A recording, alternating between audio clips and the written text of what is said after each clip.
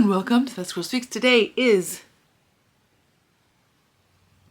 Friday, January 3rd. I'm Amy Beth, also known as the Fat Squirrel on Ravelry and the Fat SQRRL on Instagram. Today's just going to be a short one, and thank you for being patient. I'm looking a little bit like this, but definitely having a bit of a holiday hangover. Thank you so much to everybody who sent lovely comments last time, whether they were just like of thing or if they were like of sameness. I do really appreciate it. Sorry, I'm gonna be a little bit distracted because I'm in a closed room with my tiny dog, and he likes to take treats or like little scraps of things that he finds and then bury them places, like in my clothes bins and stuff, like my little like bins that come out of the like square shelving things. So he's very feverishly looking for something, which may not even still be there, but he's like pulling every bra out of the bin and then sniffing it like very aggressively to find like whatever treat is either still in there or was in there like days ago that he's forgotten about. So I'm also, thank you for being patient. Oh, so we started on the like, thank you for being patient. This will be sort of a shorter episode, not because I don't love talking to your faces, but just because there's family in the house, which is lovely, but it's a little bit hard to focus. Like I have a little bit of difficulty focusing, period. But even more so, oh, he found the treat. It was in there. Even more so when there are lots of humans humaning around me. And by the way, my humans are very low maintenance. It's just me. So yeah. Let's get into it so that I don't get lost in myself. Not that that's a bad thing, but just not where I'm at today. So there is like a small pre-order in the shop. I had bags that were ready to go out on January 1st that I just shipped out today, and then they went fairly quickly, and I hadn't had a chance to tell you here, so I wasn't sure. So I just went ahead and put them up for pre-order because they're really cute and they're fun. So that'll be up, you know, for a week or so probably, unless the orders like really taper off. But I just wanted to show you what they are. So first I'll show you the sweater bag. Isn't she so cute? So this like wonderful tobacco-y colored meow meow, and with like the little fun hot pink contrast bottom, because I know that a lot of people don't like a light bag because they're concerned it's going to get dingy. So I have that in a sweater size. And then I don't actually have a sock size to show you because I just sent them all off, but I do have a little bit of the fabric that I thought I could show you just to give you an idea, because I actually had a miscut. So rare, but again, distraction. But here is the sock size in this darker fabric. And I don't know if I said it, but the sweater size is in a denim. And then this guy is in a lightweight twill. And so this is the exterior. And then the interior is this. Right? So cute. So again, those are in the shop, fatsquirrelfibers.com. They are a pre-order. It takes about 4 weeks for this company's fabric because they're a little bit faster than Spoonflower. Okay, so that's the administrativeness. And then let's do, okay.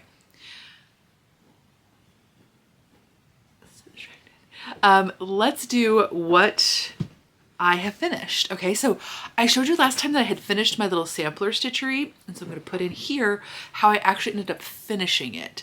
So this was a gift for my mom, which I didn't say, but because it was a Christmas gift.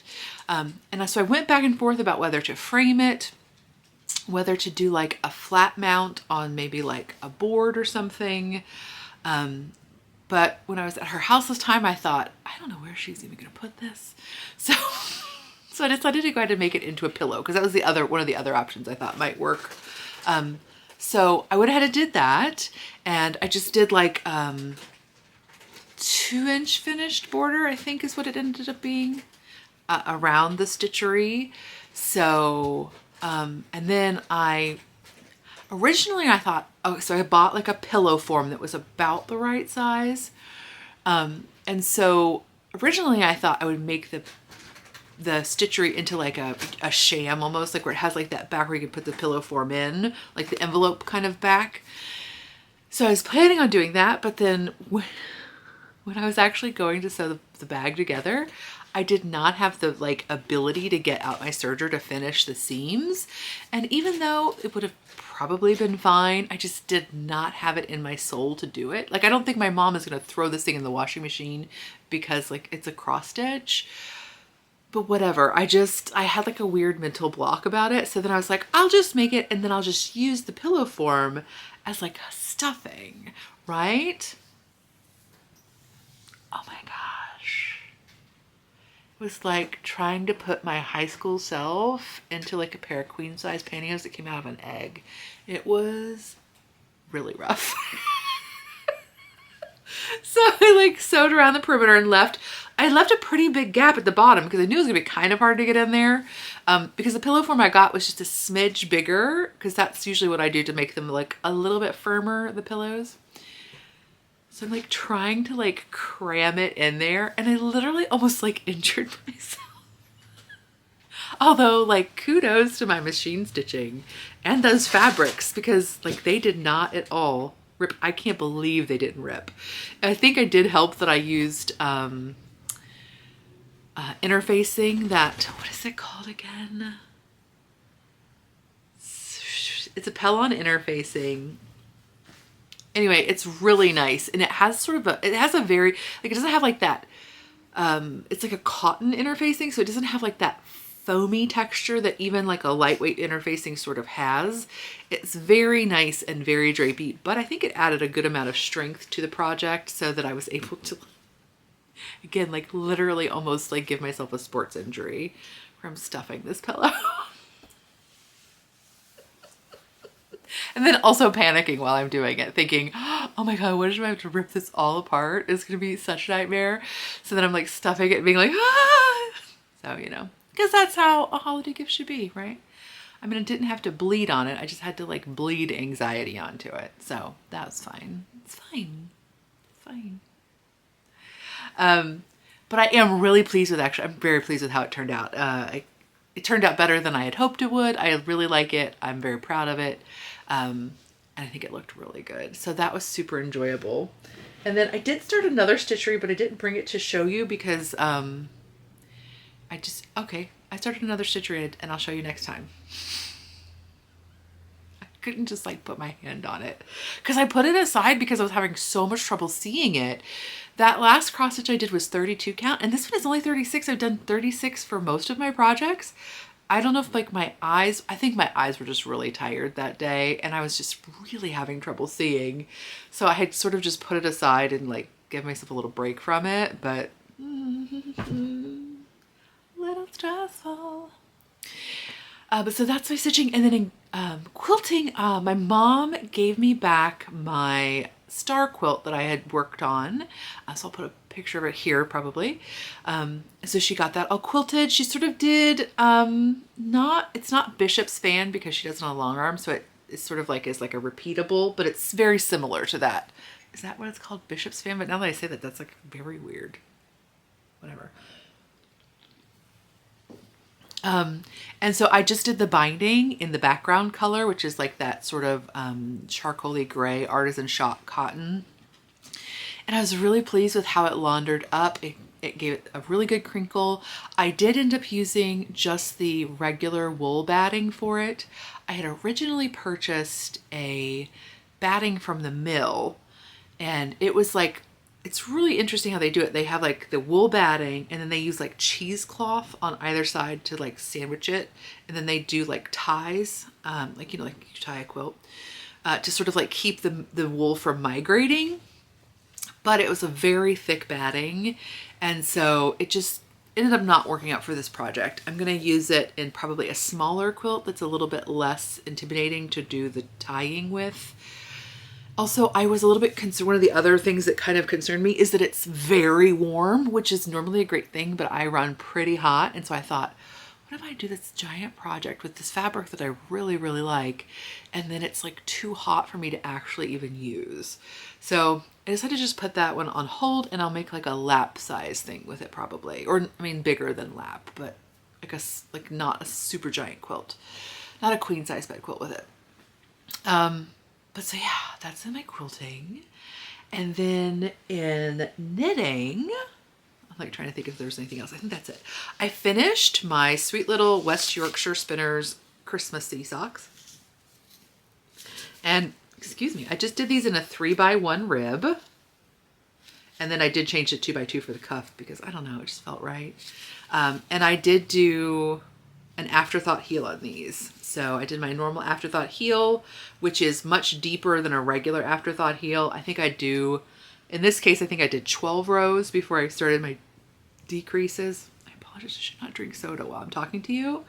But like in a dry house, like in the winter, like you just really want that fizzy thing to make you feel like, anyway. So this is West Yorkshire Spinners, and I can't remember, this one's like called Fairy Lights, but that doesn't sound right.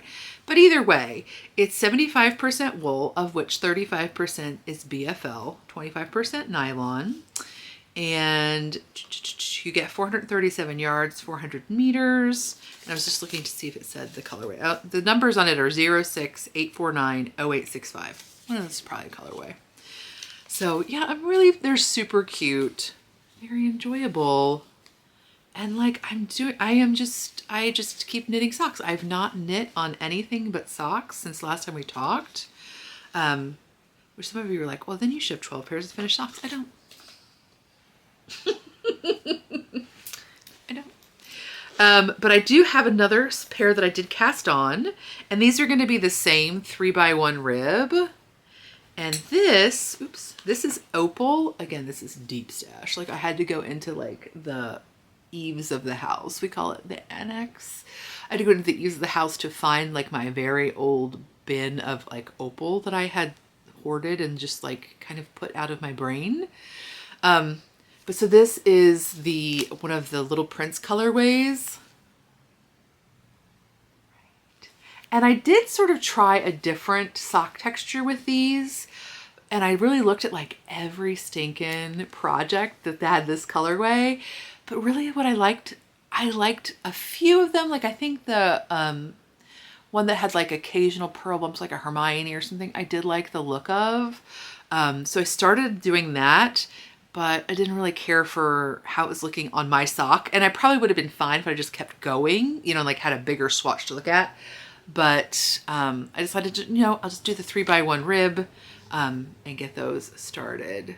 So yeah, they're super cute, right? And these I'll do, obviously I'm doing them cuff down. I didn't say it, but my other ones I did toe up. So I'll do these cuff down, and I'll use like a traditional heel flap for those. Heel flap and gusset for those. So yes, that's that. And then I actually have something in crochet. Okay, so for a while now, I've been really intrigued by these like crochet or knit, either one, but like the bonnet, the like sort of like hoodie, but just like as an alternative to the hat. So I decided I was going to try to do this Crochet Scoooooooodie, Scoodie, this Crochet Scoooooooodie pattern by Aver P. Whoops, that's not useful. Oh my goodness, really? And so I do not believe this is on Ravelry. I bought it from her website, but if you just Google, I'm sure, Crochet Scoooooooodie pattern Aver P, you will get there. And it does have like some nice little photographs if you're not super familiar with crochet. It has some nice little photographs to go along with it to sort of help you out. And what I decided to do, which I'm now sort of like being like, why did I decide to do that? But I was reorganizing some yarn and just moving stuff around. And when I did that, I found this Noro that I had stashed away that I was going to use for another project that ended up not working out. What am I looking for in this phone box? The colorway name. That's what I was looking for. I found this Noro. This is the Kuriopatora, Kuropatora. And this is colorway 1026. Are you ready? A normal human being would have just done the crochet Scoooooooodie as recommended with like the 3 colors. They're super cute. I think I am gonna do another one. But no, for some reason I was like, yes, it must also be Noro. So, here is mine so far. Isn't it like, it's legit amazing, right? This is my favorite side. This will be my good side in all of my photographic opportunities. Is this not the one? So what I did when I was using the Noro, I just sort of like did 1 row from the outside and then 1 row from the inside of the ball. So I know, right? How cute though. I tried it on and my husband was like usually he's pretty fine with whatever ridiculous thing I want to wear, but he was given pause. So now we wear it all the time with like my flannel nightie. Right, it's so cute. And so then so then you do the little scarf bit and you attach it. So I have started my scarf, but I realized I'm gonna need another ball of yarn. So I went ahead and ordered that because this is what I have left. So, I mean, the scarf I think actually will be as thick as is recommended. So far this is my 2nd skein. So this, I think you could really get away with just 2 skeins of the Noro doing it. But I kind of want my scarf just a little bit bigger because I'm a bigger human being. And sometimes the like scale is kind of weirder. Like if you just have a very tiny little bow, which also would be kind of fun though. So I went ahead and got another skein just so that I could beef this up a little bit. But like, how fun. Isn't it just like the cutest? And then the only thing I did differently than the pattern, I made my hood a little bit bigger. So I made my hood 2 inches total bigger length and width wise. So 1 inch bigger all the way around than the pattern suggested. Just because again, I have a big head and like, I didn't want it to feel like it was small. But like, also if you just push your head all the way back in there, you know, could have some extra, like really it was only like 2 rounds bigger than was suggested. But yeah. And then the other thing that I've done differently is she has in the pattern, you do a foundation, a double crochet foundation chain. And I hate doing that. Like I don't like to do a crochet chain as the cast on. And then doing a double crochet chain. I've tried that and because it seems like it would be better, I also hate that. So what I did is my knitter method of cast on for a crochet, and I just did a knitter's backward loop cast on onto my knitting needles that were same millimeter size as my crochet hook. I think I'm using an E crochet hook, which is 3.5 millimeters if I'm not mistaken. So I used a 3.5 millimeter double point to do my twisted German cast on. Now suddenly I'm like, is that right? But the twisted cast on, and then I just like crochet it off. So let's say I cast on 100 stitches. I have 100 stitches on my knitting needle, and then I have my little crochet hook, and I just crochet into that furthest to the right loop, like it's the loop that's under, you know, like it's the loop on the, you know what I mean, right? Like it's not a loop, like it's just the top of the stitch below. I just treat it like that, and it works really well, and it's a good tension for me. So this is the cast on right here. This top is the cast on. And I just like it so much better than trying to do the foundation rows because I suck at them. And one of the benefits of doing the foundation row is that you can literally, like if you do the foundation double crochet row, like you can just make it the length you want it to be. Like there's no question of gauge. You can just keep on going till it feels right. And then you're like, that's good. So that is a great benefit of it, but it doesn't outweigh like the complete misery for me of trying to do the foundation. So what I did is I just measured you know, like the gauge of my double crochet rows on the hat pattern, and then just figured out how long I needed the scarf part to be, and then just cast on that many stitches. And so mine also will be a little bit longer than the pattern suggests, because again, I'm a big person and I want to be able to do that. Right. I like totally cannot decide my oscillation between just like wearing like very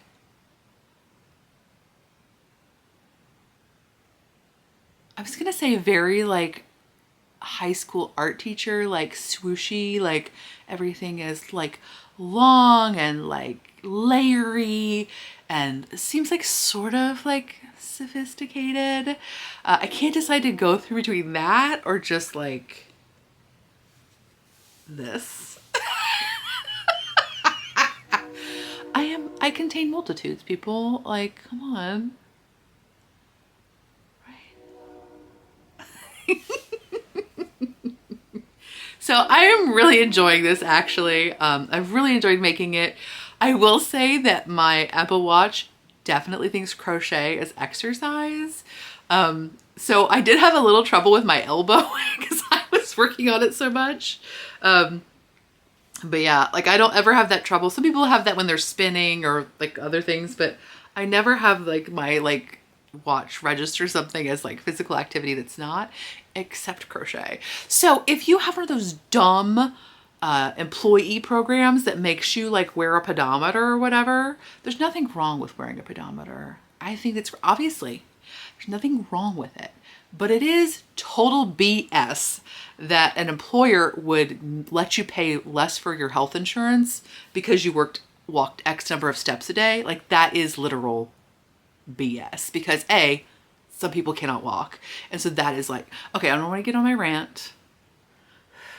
I have not maintenance face. But anyway, so if you have one of those, like I suggest crochet. But yeah, so that's all my crafting for this week, these weeks. And then the only other thing I want to talk about, oh, that's right. That was the weight that told me what I was going to talk about.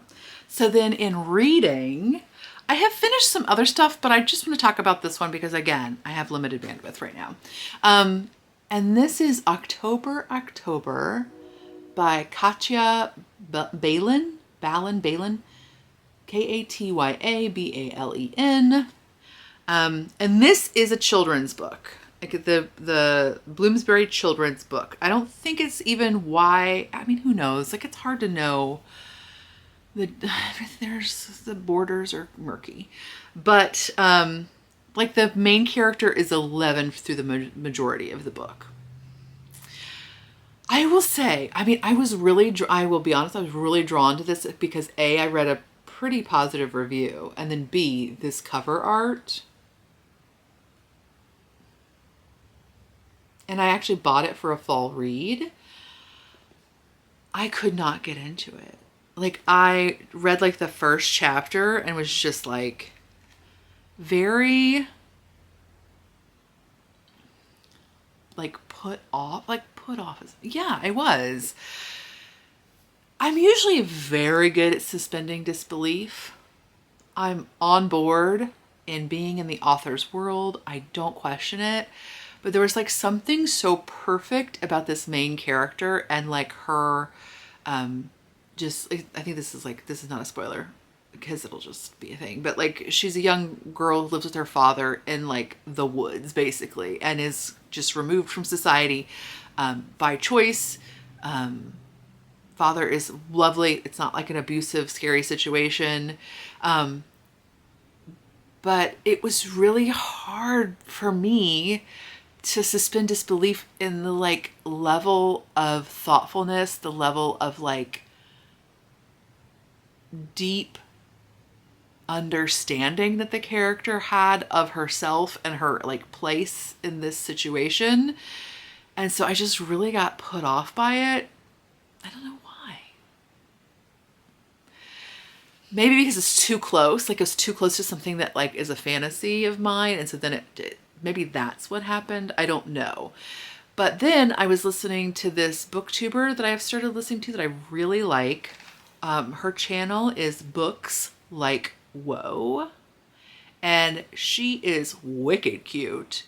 And she's a knitter. She's a new baby knitter. Well, she's been knitting a whole year. She's not a baby knitter anymore because she's knit like 75 sweaters or something bananas. But she's a great, I think she is so thoughtful and so interesting. And in a land of like booktubers who are doing like big hauls and stuff, I do not care for. She's really interesting and she reads a very wide range of things. Like she loves genre fiction. She's read a lot of nonfiction. And so I just really dig her a lot. And she said something when she was doing, I don't remember, it was like, maybe it was like her best of, I don't know which video it was from. But she had like this very offhand comment where she was talking about literary nonfiction or something. She just had this like very like, didn't seem like it was planned comment, was not like highlighted in any way. But she was like, but you know, like all fiction is fantasy when you think about it. And I was just like, oh. And something about that just allowed me to like re-enter this book in a way that was really appealing. All fiction is fantasy when you think about it. So just like this little offhand comment, but it really did give me like this different like ability to get into this book. And I really enjoyed it. It's a very, well, again, it won the Yoto Carnegie Medal. It's really lovely. It's very enjoyable. Yeah, and so I really recommend it if you're at all interested in reading longer children's fiction. It's October by Katja Balin.